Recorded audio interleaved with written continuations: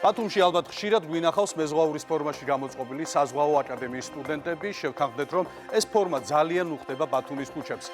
ჩვენი რეპორტაჟის გმირი 25 წლის ნათია ლაბაძე სწორედ ამ აკადემიის ყოფილი სტუდენტია. ის დღეს ოკეანეებში დაცურავს.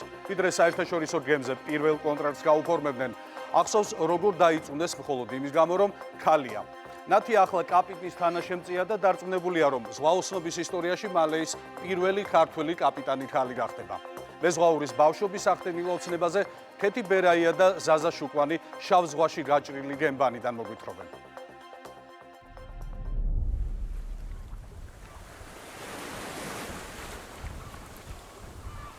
პატარა რო ვიყავი, მინდა ვიყო მეზღვაური. კაპიტნის მეორე თანაშემწე თუ რაღაცა ესე მეწერა რუეულზე. მე 3-4 კლასში ვიყავ. დედაჩემს დღემდე აქ შენახული, აი გამოთქვა რომ რავი პატარაობიდან გინდოდა ეს სპეციალობა.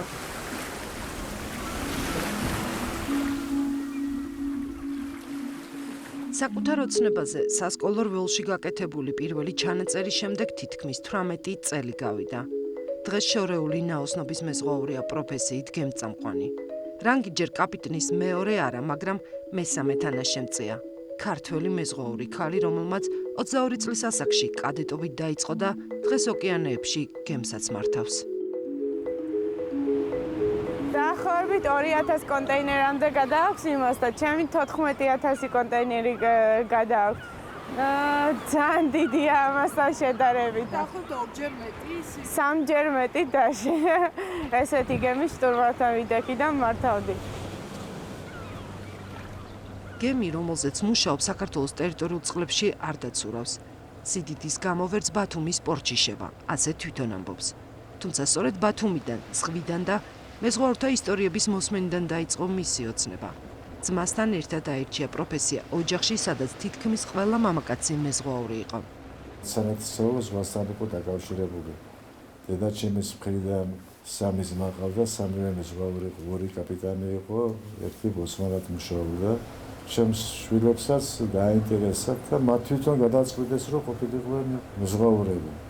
ჩემს ძმას ეწერა პირველ ადგილას საზღვაო აკადემია. ვფიქრობდი, რატომაც არ მიყვარს მოგზაურობა, ერთ-ერთი ყველაზე პრესტიჟული და ჩავწერ. გოგოსათვის მაინც ნელია მე ახლა ვუყურებ, მაგრამ თუ შეესწრები რაღაცას, გამოგივა. ჯერჯერობით ჩემს შვილებსაც გამოვუდით, რა ვიცი, ნახოთ. ცხოვრობენ კორპუსში, სადაც ძირითადად მეზღვაურები ბინადრობენ. თუმცა თავად მეზღვაურთა გარდა თითქმის არავინ იცის, რომ სწორედ აქ გასული საუკუნის 40-იან წლებში ცხოვრობდა ის, ვინც ქართულ რეალობაში ქალი მეზღვაურის პრეცედენტი შექმნა, იულია ფაილოძე. მისი ფოტო საჯარო ბიბლიოთეკის ფონდში ინახება. ბათუმის საზღვაო აკადემიის კურსდამთავრებული წლების განმავლობაში 3 თანაკურსელ გოგონასთან ერთად გემწამყვანი იყო. თუმცა 4-დან მხოლოდ იულიამ შეძლო რანგით კაპიტნის მეორე თანაშემწე გამხდარიყო. ომშიც მონაწილეობდა და ომის შემდეგაც შორეული ნაოსნობის გემზე მსახურობდა. ვიდრე საბჭოთა ხელისუფლების გადაწყვეტილებით ქალმეზღვაურებს ფლოტში სამსახური არ აეკრძალათ. ხმელეთზე იძულები და სამუდამო დაბრუნებული იულია ფაილოძე მას შემდეგ კვლავ ნაოსნობაზე მსახურა საზღვაო აკადემიაში. პირადად არ ვიცნობდი მას, მაგრამ მე გადმოცემით ვიცი, რომ აქ მუშაობდა ჩვენი წიგრადი ფონდი არის 47000 ერთეულზე მეტი. აქედან დაახლოებით 20000 ერთეული აი დროშია შეძენილი და დამუშავებული. მაშინ ქალი მეზღვაურების შესახებ წიგნიც დაიწერა რეალური პერსონაჟებით და ისტორიებით. პირველ კურსზე ვიყავი, როდესაც წავიკითხე ზღვა და 4 ქალიშვილი.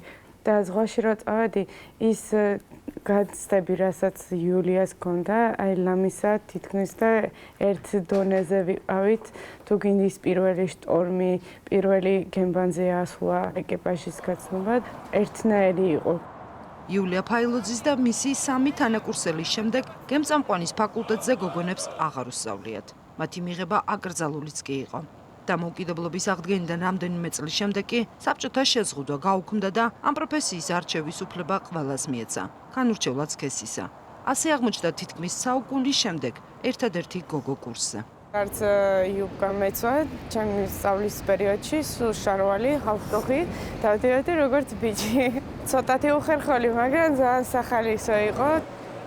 უკვე დღეს გემწამყვანის სპეციალობას ბათუმის საზღვაო აკადემიაში კიდევ 2 გოგონა ეუფლება. ყველაფერს ვაკეთებთ იმისათვის, რომ რაც შეიძლება მეტი გოგონები მოვიდნენ ამ მიმართულებით. ძალიან მიმზიდველია უფრო ჩრდილოეთ ევროპაში.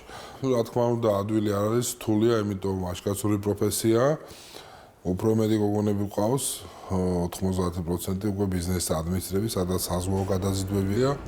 შავ-ზღვაში შტურვალთან პრაქტიკების შემდეგ არ მდგარა საზღვაო აკადემიის კუთვნილი გემით, სატესტო საჩვენებელ გასვლაზე უყოყმანო დაგვდახვდა.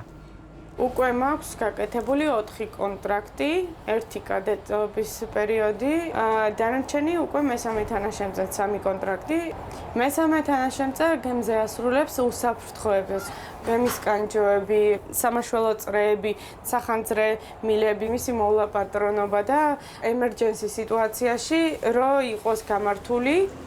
ამბობს, რომ დღესაც ბევრ ქვეყანაში უკვირთ გემზე მისი ქალი მეზღვაურის დანახვა, თუმცა თავად უხერხულობას არ გრძნობს. იქანაც ბევრჯერ შემხვედი ადამიანები, რომლებიც პირველად ხედავენ ქალ მეზღვაურს და სულ სურათი გადამაღებია მართლა ქალი მეზღვაური, რამდენი ხართ გემზე და რო ვეუბნები ერთი არ გიჭირს, მაგრამ ზოგიერთს არა, პირიქით უხარიათ, რომ ქალს ხედავენ ზღვაში. ახსოვს პირველი ასვლა გემზე დამოუკიდებლად, პირველი შტორმი ოკეანეში და როგორც ცდილობდა შიშის დაძლევას ახლობელი ადამიანებისგან შორს. მივდიოდით მექსიკისკენ, ღამე დაიწყო შტორმი. 8 მეტრამდე აღწევდა ტალღის სიმაღლე. აი ძალიან შემეშინდა, წამოვხდი ვიჯექი, გავხედავდი კორიდორში, არავინ არ დადის. ესე იგი ყველა ზინავს. მე რა ვქნა, თუ გამასწრენა, თუ წავიდნენ, მე რა ვქნა, მე მარტო ამისა ჩავიცი სამაშველო ჟილე და ვიგი, მაგრამ მე დავფიქრდი თუ ამ ემოციებს ავყევი, ვინ მიშველიდან. ბოლოში მოვედი დავჯექი, დავიწყნარე თავი. თუ ისინი წავლენ, მე წამიყვანა, ვერ მარტო არ დამტოვებ. ახლა უკვე რანგის ამაღლებას გეგმავს, დარწმუნებულია, რომ წელს კაპიტნის მეორე თანაშემწე აუცილებლად გახდება. დედამ კი ულტიმატუმით წაუყენა. ჩემი აქამდე იძახდა, რა გინდა ზღვაში, ამდენი ხანი პირველად 8 თვე რო დავრჩი, ცოტა ნერვიულობდა. მე რა ჩამოვედი, წავედი 4 თვით. უი, რა ცოტა ყოფილა, რამე ხო არ მოხდა. მე თქვა, всё, აძე, თუ კაპიტანი არ გახდები, всё, სახში არ დაგინახო. მისი სურვილიც და მიზანიც ეს არის. დაუწერელი კანონსავით უნდა იყოს ყველა მეზღვაურისთვის. ჩემ შემთხვევაშიც ასე გამოდის დაუწერელი კანონი, მე კაპიტნობა მინდა. მინდა ვიყო კაპიტანი.